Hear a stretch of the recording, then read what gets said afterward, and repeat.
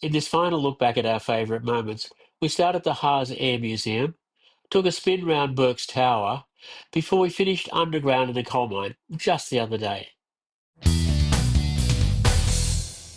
The HARS Air Museum has an amazing collection of aircraft, several of which still fly. But not that one. That one was a one-way trip in, 747. The collection is vast and the guide extremely knowledgeable.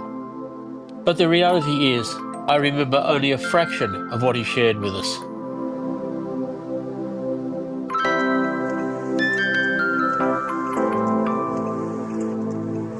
Aircraft carrier in an operational environment. This aircraft is flying out on the periphery. It's providing a protective ring. It's looking for enemy aircraft, ships, and more importantly, submarines. The de Havilland Drover is one of the few aircraft designed in Australia for Australian conditions. It is a hybrid aircraft with metal frame and skin and cloth ailerons. This is a Cessna 310, produced between 1954 and 1980, and a popular choice for private pilots and charter operators. The Super Constellation was Lockheed's response to the popular DC-6.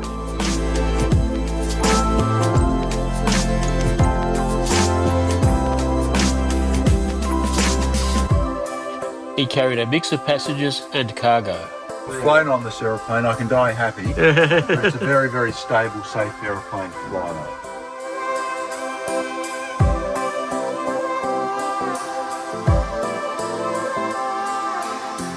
This was first class back in those days, and a ticket to London cost about 2 years' wages. This plane was tracked from the time it passed over the northern coastline down to this airport, where it was seized by federal police for drug smuggling. This Commonwealth Aircraft Corporation Boomerang is a hybrid with metal wings and fuselage, while some sections like the forward fuselage around the engine and cockpit included wood fairings and framing.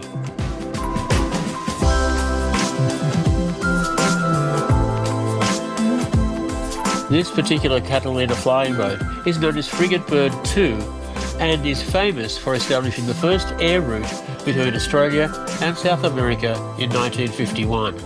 It's hard to miss this 747 donated to the museum by Qantas. It holds 2 world records, the longest commercial flight from London to Sydney Mascot at just over 20 hours, and the shortest flight from Mascot to the museum at 10 minutes. This is as close as I'm likely to get to the upper deck of a 747. Then we move to Hangar 3, larger than the first one, with even more aircraft.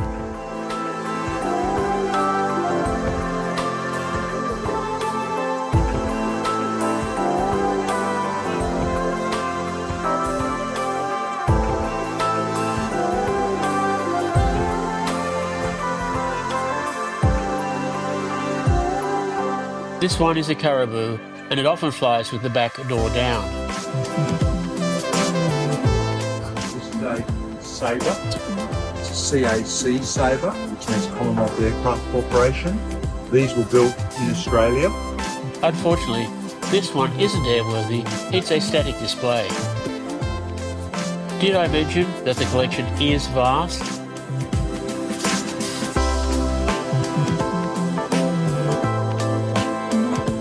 That's a MiG-15. That aircraft through the silver and red one, that's a MiG-21.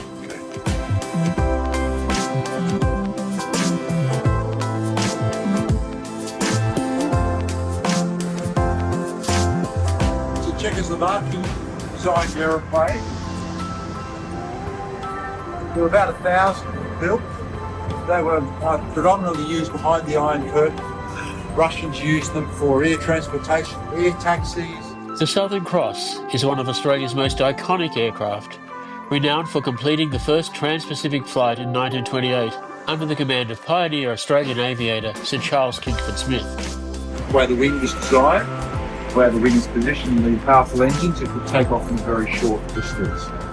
The DC-3 revolutionised air travel, in effect starting the passenger services business with a stable and reliable aircraft that people wanted to fly in and that the aviation companies wanted to use.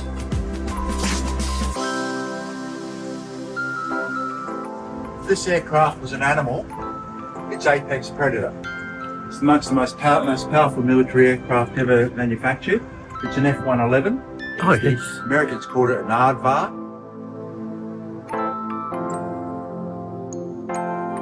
Along with the aircraft, there's the baggage. The museum was really amazing. I definitely recommend it to anyone who's in the Shoalhaven area. Boyd's Tower was originally built as a lighthouse, but never got permission to use it. So now it's an old tower. Is that right?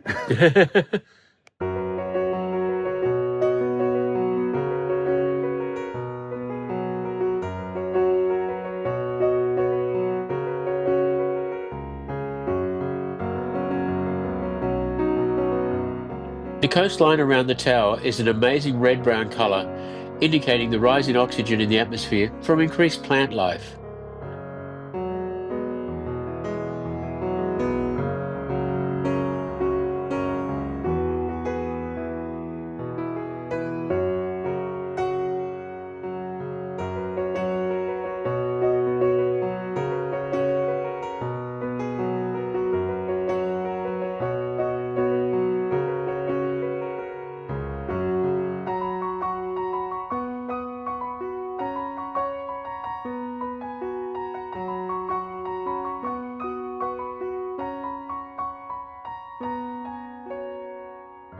Oh, and we found a friend on the way back to the car.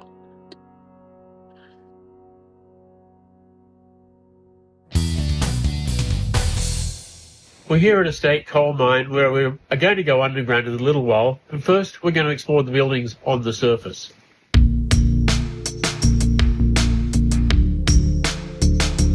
When accommodation was tight, 2 big families lived in a house this size, 1 family per bedroom.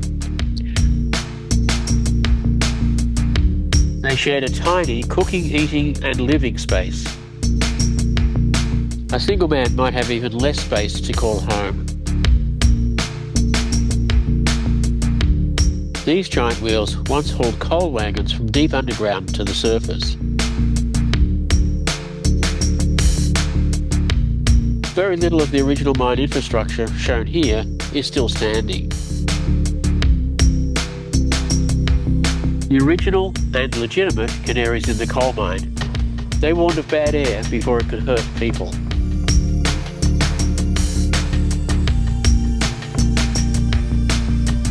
And down we go, right down a 300-metre sloped entry that takes us about 60 metres or 180 feet underground.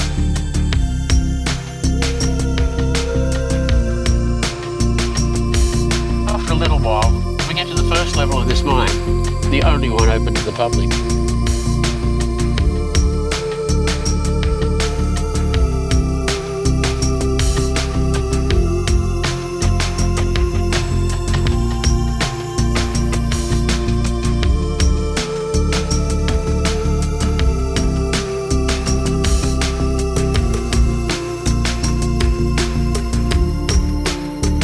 Half stone, half coal, and then you've got the coal from there to your stone floor. So that's what they had to use. So that wasn't allowed to go in, and that wasn't allowed to go in the skips because there's too much rubbish in your skip. You got fined. It wasn't worth sending your coal up.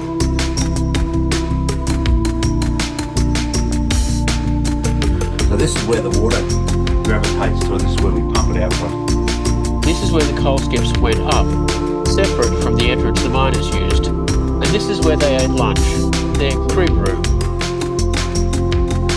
That small hole is where they mined the narrowest parts of the seam. Good quality coal, but hard work for a team of 2 working on their sides. And then we're on our way out.